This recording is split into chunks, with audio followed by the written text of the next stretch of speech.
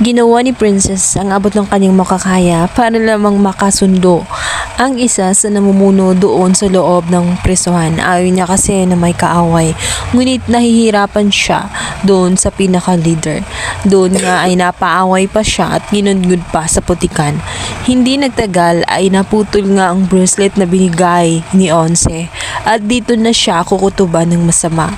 Isang kaibigan ang pumunta at lumapit sa kanya kung kanino galing ang bracelet at mukhang nag-aalala siya ng husto.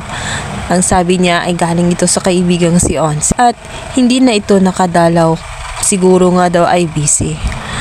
Ngunit sinabi ng kanyang kaibigan dahil sa pagkakulong niya ay dapat na niyang tanggapin na sa loob ng kulungan ay darating talaga ang oras na unti-unti na nga silang malilimutan, hindi na madadalaw ng mga nasa labas. Kaya dapat na niyang sanayin. Ngunit naniniwala nga si Princess na hindi ganoon itong si Onse. Maaring busy lang siya ngayon ngunit darating din ang oras ay dadalawin din siya. Sa kabilang banda, abot langit naman ang pag-aalala ng ina nga nitong si Onse dahil 24 oras na nga nawawala ang kanyang anak.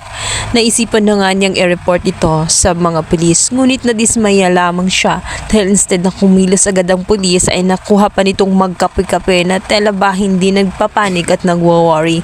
Kaya naman hindi na nakapagtimpi ang ina nga ni Onse at sinigaw-sigawan na niya ang naturang pulis. Sinibihan na ang ginang na antay na muna siya at gagawa naman ng paraan ang mga pulis. Hindi nga lang agad-agad sinabi ng pulis na hindi ganun kadali ang paghahanap sa isang nawawala. Kaya naman ang maigi niyang gawin ay ikalma muna ang sarili at magantay na lang kung mayroon ng bagong update ay tatawagan na lamang siya. Umuwi na nga ito at nang-iinis pa rin at hindi pa rin nasihan sa mga pinagsasabi ng pulis hanggang sa pagdating niya kay Mang Pascual. Dito na nga niya nakwento kung mayado ang ina nga nitong si Onse dahil nga sa nasira ang kanyang araw. Sa kabilang banda, mga bata naman sa ilog ang makapansin sapagkat may makikita sila na isang wallet at yun nga ay pag-aari nga nitong si Onse. Ang hindi kasi nila alam ay tinapon sa ilog itong si Onse. Sa pag-aakala naman ni Divina na naligpit niya ng maayos itong si Onse ay hindi sapagkat naiwan niya ito na may buhay pa.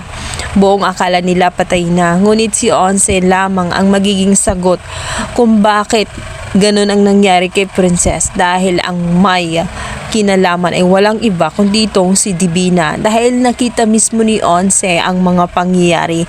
Kaya naman ganun na lang ang galit nga nitong si Divina dito kay Onse.